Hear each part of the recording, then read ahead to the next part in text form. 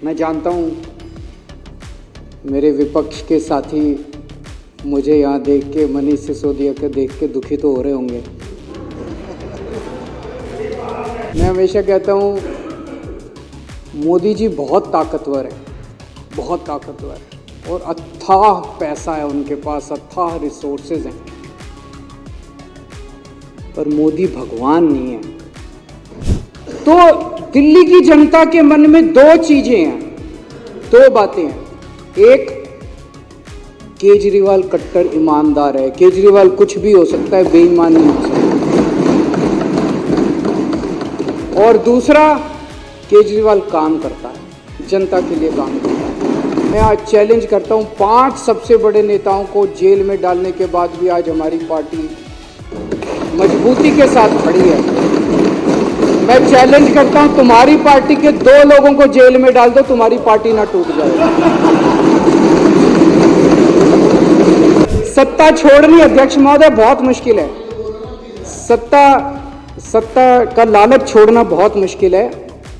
खुद ही रूल बनाया, उस रूल के तहत सबसे पहले आडवाणी जी का इस्तीफा लिया, मुरली मनोहर जोशी जी का इस्तीफा लिया, सुमित्रा महाजन जी का इस्तीफा लिया, बीसी खंडूरी जी का इस्तीफा लिया, कलराज मिश्र का इस्तीफा लिया, आनंदीबेन पटेल का इस्तीफा लिया, शांता कुमार जी का इस्तीफा लिया, करिया मुंडा जी का इस्तीफा लिया, हुकुमदेव नारायण जी का इस्तीफा लिया, नजमा हेपतुल्ला जी का इस्तीफा लिया, भगत सिंह कोश्यारी जी का इस्तीफा, और भी बहुत है, मेरे पास तो थोड़े ही नाम है।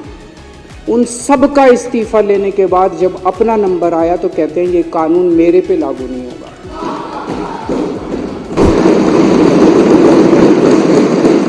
माननीय अध्यक्ष महोदय, आज मैं भगवान की कृपा से दिल्ली के और देश के करोड़ों लोगों के आशीर्वाद से आप लोगों के बीच में जेल से छूट के आया हूँ। उन सब लोगों का मैं तहे दिल से शुक्रिया अदा करता हूँ, भगवान का शुक्रिया अदा करता हूँ। मैं हमेशा कहता हूँ, मैं जानता हूँ मेरे विपक्ष के साथी मुझे यहाँ देख के, मनीष सिसोदिया को देख के दुखी तो हो रहे होंगे। तो मैं हमेशा कहता हूँ मोदी जी बहुत ताकतवर है, बहुत ताकतवर है और अथाह पैसा है उनके पास, अथाह रिसोर्सेज हैं,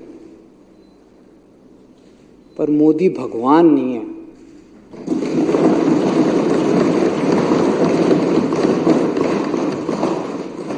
और भगवान तो है इस दुनिया में, कोई तो शक्ति है, कोई उसे भगवान कहता है, कोई उसे अल्लाह कहता है, कोई कुछ कहता है, कोई तो शक्ति है, वो हमारे साथ है।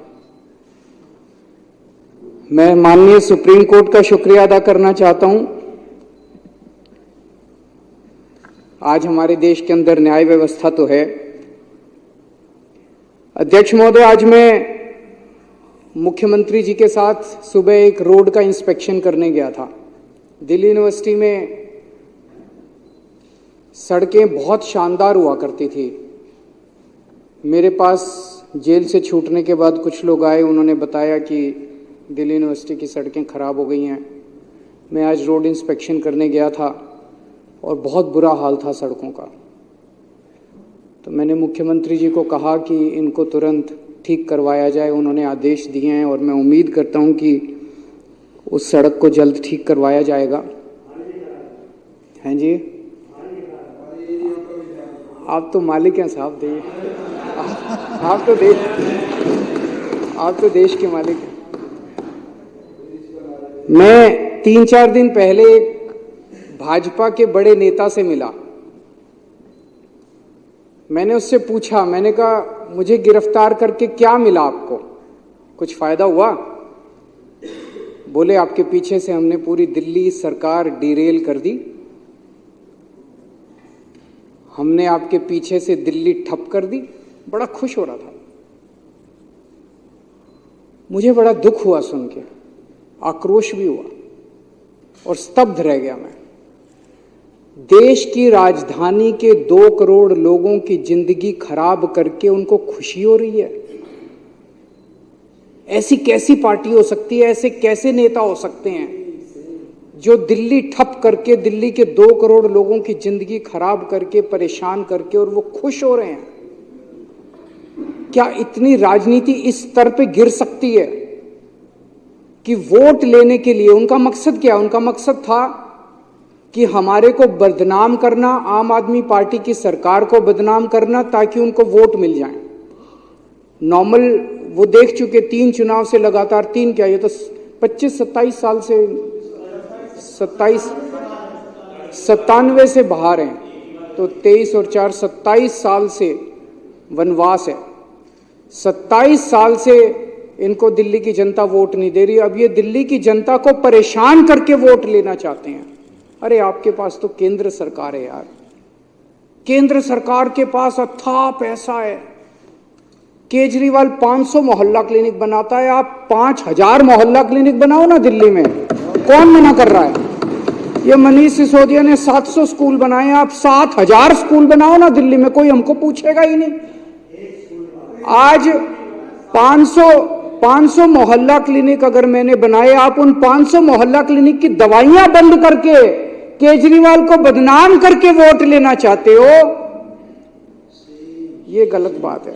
ये जनता भी देख रही है, सब साफ हो जाता है जनता के सामने। आपको लगता है आप ही होशियार हो, जनता बड़ी सियानी है, जनता देखती है, जनता चुप रहती है। वोट वाले दिन जब बटन दबाने जाती है तब जनता अपना गुस्सा जाए।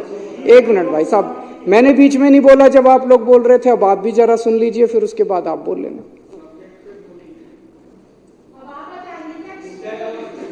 तो काम रोकने से, काम खराब करने से जनता वोट नहीं देगी। काम करने से, अच्छा काम करने से जनता वोट देगी। अच्छा काम करो। आपने मेरी गैर मौजूदगी में दिल्ली में सड़कों की रिपेयर बंद करा दी। मेरी गैर मौजूदगी में आप दिल्ली की सारी सड़कें बनवा देते, कहते हैं जे केजरीवाल जेल में बैठा है, हम बनवा रहे हैं सड़क, देखो आप जीत ना जाते तो। बाहर निकल के मैं किस बात पे वोट मांगता? आज मैं वोट मांगूंगा, केजरीवाल आ गया, अब तुम्हारी सड़कें रिपेयर कराऊंगा मैं। ले आते 5000 करोड़ रुपए मोदी जी से, केंद्र सरकार से, सारा पैसा तो आपके पास है। 5000 करोड़ रुपए में नई नई सड़कें बनवा देते, सारी एमसीडी की सड़कें रिपेयर करा देते, सारी दिल्ली सरकार की रिपेयर करा देते, हमारे पास कुछ काम ही नहीं बचता, आप ही आप होते। लेकिन आपकी तो पूरी की पूरी मेंटालिटी नेगेटिव है। इसके काम रोको, इसको ईडी भेज दो, इसको सीबीआई भेज दो, इसको जेल भेज दो। अरे कभी कभी थोड़ा भगवान के सामने बैठ के हाथ जोड़ के शांति से भी सोचा करो। हमें बस इन्होंने बस मार्शल लटा दिए मेरे पीछे से, बताओ कोई अच्छी काम करा? वो बस मार्शल आते हैं, बेचारे गरीब परिवारों से आते हैं। बस मार्शल की नौकरी कौन करता है? कोई अमीर आदमी, आपके बच्चे तो करते नहीं बस मार्शल की नौकरी। वो तो बेचारे गांव के, हमारे दिल्ली देहात के बच्चे जो हैं, गरीबों के बच्चे हैं, वही करते हैं बस मार्शल की नौकरी। और बसों में जाके देखो, महिलाएं जो इतने गुणगान किया करती थी कि अब हमारे को सुरक्षा महसूस होती है, अब वो फिर से उसी हालत में हो गई महिलाएं। बुजुर्गों की पेंशन बंद कर दी। उनके दिल से, उनकी आत्मा से आपके लिए क्या निकलेगा? बद्दुआ ही निकलेगी, बद्दुआ ही निकलेगी। अब केजरीवाल जब उनकी पेंशन चालू कराएगा, हमारे लिए आशीर्वाद निकलेगा। तीर्थ यात्रा बंद कर दी, बताओ, तीर्थ यात्रा बंद कर दी। हम बुजुर्गों को रामेश्वरम ले जाते थे, पुरी ले जाते थे, शिरडी बाबा ले जाते थे, हरिद्वार ऋषिकेश ले जाते थे, वैष्णो देवी ले जाते थे, कितनी जगह ले जाते थे। उनकी तीर्थ यात्रा बंद कर दी आप लोगों ने यार। आप खुद भी होके आओ थोड़ा तीर्थ यात्रा, थोड़ी मन को शांति। मेरी अध्यक्ष महोदय से निवेदन है, विपक्ष के साथियों के लिए तीर्थ यात्रा का आयोजन करें। उनको थोड़ी, अभी जैसे सौरभ बता रहा था, पेड़ काट दिए हमारे पीछे से। मैं जब जेल गया, इन्होंने पीछे से पेड़ काट दिए, बताओ दिल्ली के प्रदूषण। तो दिल्ली की जनता के मन में 2 चीजें हैं, 2 बातें हैं। एक, केजरीवाल कट्टर ईमानदार है, केजरीवाल कुछ भी हो सकता है, बेईमान नहीं हो सकता। और दूसरा, केजरीवाल काम करता है, जनता के लिए काम करता है। ये 2 बातें दिल्ली की जनता के मन में हैं। ये उन दोनों बातों पे चोट करना चाहते थे। ये केजरीवाल को बेईमान साबित करना चाहते थे और ये दिखाना चाहते थे भाई केजरीवाल के सारे काम ठप हो गए। उन दोनों बातों पे चोट किया। फर्जी केस कर दिया मेरे ऊपर, केस करके मनीष को जेल में डाल दिया, सतिंदर जैन को जेल में डाल दिया, मेरे को जेल में डाल दिया, संजय सिंह को जेल में डाल दिया, विभव को जेल में डाल दिया, विजय नायर को जेल में डाल, सबको जेल में डाल दिया। मैं आज चैलेंज करता हूं, 5 सबसे बड़े नेताओं को जेल में डालने के बाद भी आज हमारी पार्टी मजबूती के साथ खड़ी है। मैं चैलेंज करता हूं, तुम्हारी पार्टी के 2 लोगों को जेल में डाल दो, तुम्हारी पार्टी ना टूट जाए।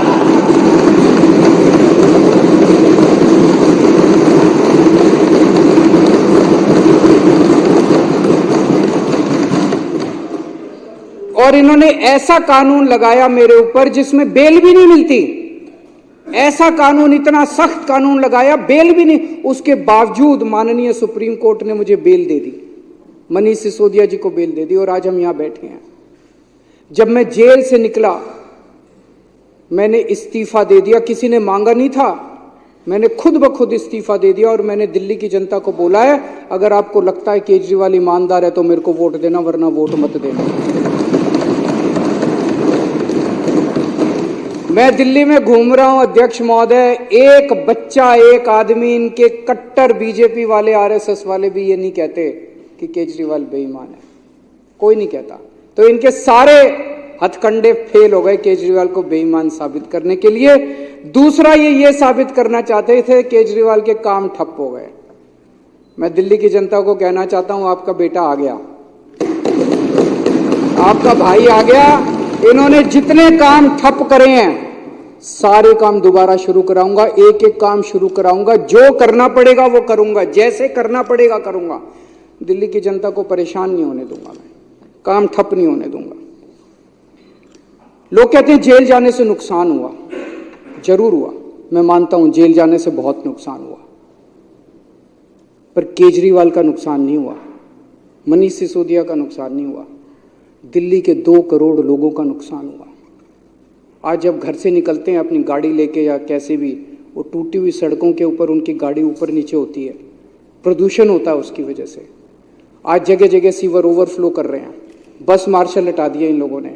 दवाइयाँ, मैं बात कर रहा था, टेस्ट बंद कर दिए। बताओ, अस्पतालों में टेस्ट बंद कर दिए यार तुम लोगों ने, दवाइयाँ बंद कर दी अस्पतालों के अंदर। ये सब ठीक नहीं है, ये सब ठीक नहीं है, अच्छी बात नहीं है। थोड़ा भगवान से डरो। अभिमान, किस रावण का भी अभिमान नहीं टिका था। मैंने अंदर गीता और रामायण बहुत पढ़ी और उसी का मैं आपसे हाथ जोड़ के पूरी विनम्रता से कह रहा हूं, अभिमान मत करो, अहंकार मत करो। अहंकार टिकता नहीं है, किसी का नहीं टिकता, इतिहास में किसी का अहंकार नहीं टिका। आप भी थोड़ा भगवान से डरो। अब चुनाव में जनता जवाब देगी कि केजरीवाल चोर है या केजरीवाल को जेल में भेजने वाले चोर हैं। जनता जवाब देगी कि जनता को काम रोकने वाले पसंद हैं कि काम करने वाला पसंद है। और अध्यक्ष महोदय, जब इतिहास लिखा जाएगा तब ये लिखा जाएगा कि एक मनीष सिसोदिया था जिसने दिल्ली के स्कूल बंद करे, उसको जेल में डाल दिया। जिसने दिल्ली के स्कूल चालू करे और स्कूल अच्छे करे, उसको जेल में डाल दिया। एक सतिंदर जैन था जिसने दिल्ली वालों की बिजली मुफ्त करी, दिल्ली वालों के लिए मोहल्ला क्लिनिक बनाए, दवाइयाँ मुफ्त करी, उसको जेल में डाल दिया, उसके काम रोक दिए।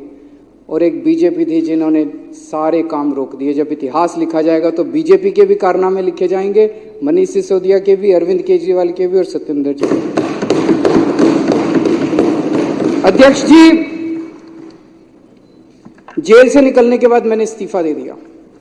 मुझे इस्तीफा देने की कोई जरूरत नहीं थी, किसी ने, इन्होंने भी नहीं मांगा था मेरा इस्तीफा। इन्होंने तो पोस्टर लगाए थे इस्तीफा दो, मैंने जब दे दिया तो इनको ये समझ नहीं आया उन पोस्टरों का क्या करें। अब छपवाए थे, लगाने थे, अभी बता रहे हैं। मैंने इस्तीफा दे दिया। मेरी जिंदगी में 3 बार ऐसे मौके आए जब बड़े बड़े पदों से मैंने इस्तीफा दिया अपनी जिंदगी में, वॉलंटरीली, स्वैच्छिक, अपनी मर्जी से, किसी ने मांगा नहीं था। मैं इनकम टैक्स में काम किया करता था, जॉइंट कमिश्नर की पोस्ट पे था। मन में ये था कि देश के लिए कुछ करना है, समाज के लिए कुछ करना है। तो मुझे ये लगा कि जो मैं नौकरी कर रहा हूं, ये नौकरी तो और कई लोग कर लेंगे, मेरे जैसे और बहुत इनकम टैक्स में जॉइंट कमिश्नर हैं, वो लोग कर लेंगे। मुझे कुछ ऐसा करना चाहिए जो हर आदमी नहीं करता। मैंने जॉइंट कमिश्नर की नौकरी से त्यागपत्र देके और 10 साल दिल्ली की झुग्गियों के अंदर काम किया। जॉइंट कमिश्नर की नौकरी से मैंने इस्तीफा दिया था, किसी ने इस्तीफा मांगा नहीं था। और जब मैंने इस्तीफा दिया था, 2006 में इस्तीफा दिया था, वैसे तो मैं छुट्टी लेके 2000 से ही निकल गया था। उस वक्त कोई पार्टी नहीं थी, कोई आंदोलन नहीं था, और दिल्ली की झुग्गियों में जाके मैं रहने लगा था। तब ये नहीं था कि मैं मुख्यमंत्री बनूंगा या चुनाव लड़ूंगा, चुनाव लड़ने का कोई इच्छा नहीं थी। फिर 2013 में हमारी सरकार बनी और 49 दिन की सरकार के बाद अपने उसूलों पे मैंने इस्तीफा दिया था। 49 दिन के बाद, किसी ने मांगा नहीं था इस्तीफा, 49 दिन के बाद इस्तीफा दिया था। और अब तीसरी बार, अब जेल से निकलने के बाद मैंने इस्तीफा दिया है। मैं सत्ता के लिए नहीं आया, मेरे को सत्ता की जरा सी भी भूख नहीं है, मेरे को सत्ता का, पैसे का जरा सा भी लालच नहीं है। देश के लिए आए हैं, देश के लिए कुछ करने के लिए आए हैं। और दूसरी तरफ ये लोग बेचारे परेशान हो गए हैं कह कह के, भाई 75 साल का रूल आपने ही बनाया था। मेरे को कल एक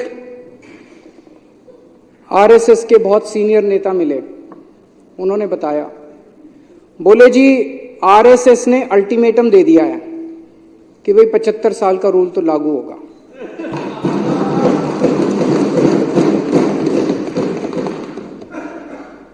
लेकिन वो मान नहीं रहे, कह रहे हैं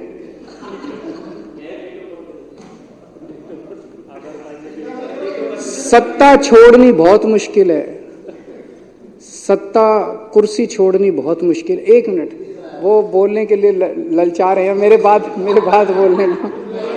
सत्ता छोड़नी अध्यक्ष महोदय बहुत मुश्किल है, सत्ता का लालच छोड़ना बहुत मुश्किल है।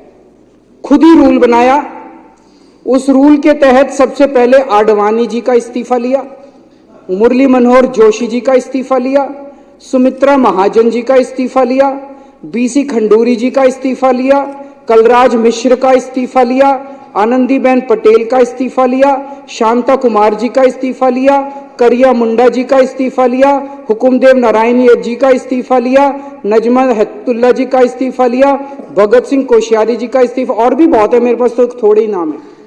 उन सब का इस्तीफा लेने के बाद जब अपना नंबर आया तो कहते हैं ये कानून मेरे पे लागू नहीं होगा। ये तो ठीक नहीं है, सबके लिए बराबर कानून होना चाहिए, नहीं होना चाहिए। मैं ये सोच रहा था कल को कोई अफसर 60 साल की उम्र होने के बाद कहे मैं तो नहीं रिटायर होता जी, कल को कोई सुप्रीम कोर्ट का जज 65 साल की उम्र होने के बाद कहे जी मैं तो रिटायर नहीं होता। व्यवस्था ही खराब हो जाएगी। ऐसे व्यवस्था कैसे चलेगी? अगर आपने अपने अंदर एक रूल बनाया, कानून बनाया, भी 75 साल में सारे रिटायर होंगे तो सारे रिटायर होंगे, उसमें सारे आते हैं, उसमें तो सत्ता का लालच जो है, कुर्सी से चिपके रहने का, जो कहते थे परिवार नहीं है, किसके लिए पता नहीं, किसके लिए इतना लालच है उसका। तो आज आरएसएस के कार्यकर्ता घर घर में जब जाते हैं तो लोग उनसे पूछते हैं कि भाई 75 साल का रूल उनके ऊपर क्यों नहीं लागू होगा, जब सबके ऊपर लागू हो रहा है। तो मुझे ये लगता है कि जब आदमी किसी बड़े पद पे बैठे तो उसे निस्वार्थ भाव से समाज की सेवा करनी चाहिए। पद रहे ना रहे इसकी चिंता बिल्कुल नहीं करनी चाहिए। अंत में अध्यक्ष महोदय, मैं फिर से ये कहना चाहूंगा, हमारी दिल्ली बहुत खूबसूरत है, हमारे दिल्ली वाले दिल वाले हैं। हमें सबको 2-2.5 करोड़ लोगों को मिलके दिल्ली बनानी है। इसमें हर हिंदू, मुस्लिम, सिख, ईसाई सबको मिलके दिल्ली बनानी है। इसमें ब्राह्मण, यादव, जाटव, दलित, बनिए सबको मिलके बनानी है।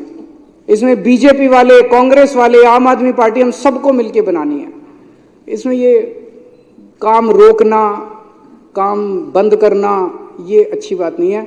मैं अपने सभी विपक्ष के साथियों से भी निवेदन करता हूं कि चुनाव के टाइम में चुनाव लड़ेंगे, चुनाव के बाद हमें सबको मिलके काम करना है। थैंक यू अध्यक्ष।